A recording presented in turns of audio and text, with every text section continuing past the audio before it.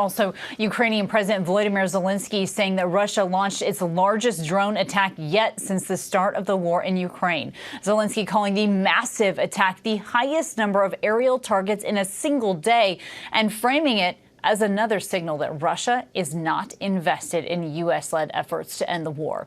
This comes as President Trump is reversing his stance on sending defensive weapons to Ukraine after the Pentagon just last week froze the shipment of some air defense weapons to Kyiv. The president also slamming Russian President Vladimir Putin, saying he's unhappy with Moscow's latest attacks.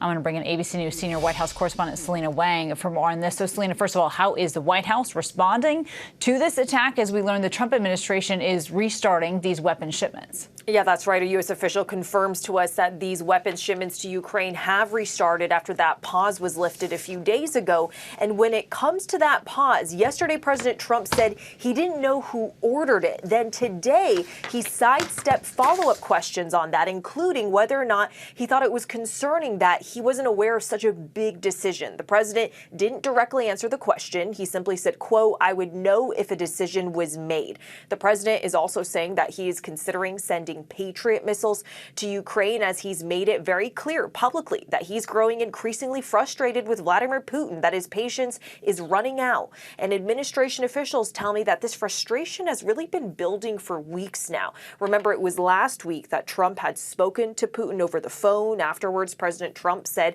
that they made no progress on ending the war in Ukraine. The president saying he wasn't happy about that. Then yesterday, during the cabinet meeting, President Trump said that Putin is nice to us all the time, but said that in the end, it turns out to be meaningless. Well, it sounds like, Selena, though, also Senator Lindsey Graham today telling you, right, that the president is ready to act on some sweeping sanctions against Russia and that he wants to get a bill on the table to do just that. Yeah, and Kana, this bill has been in the works for a long time. For months now, Senator Lindsey Graham has been saying that they are ready to consider it in the Senate.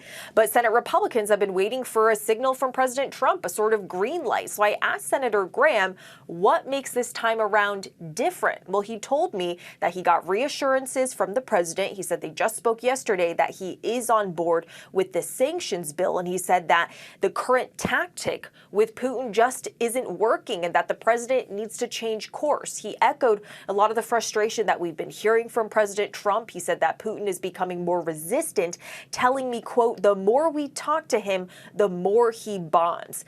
Take a listen to what else Senator Lindsey Graham said today.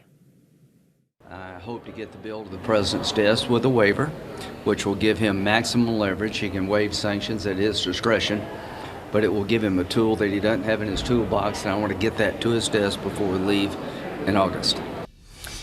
So this bill, Kana, would impose sweeping sanctions on Russia with tariffs as high as 500% on countries that buy oil and gas from the country. And when it comes to that waiver that you heard Senator Graham mention, that would give President Trump more discretion about how these sanctions are actually implemented.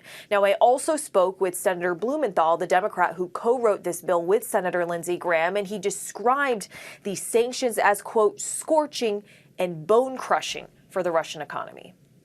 Quite a description there. All right, Selena, our thanks to you.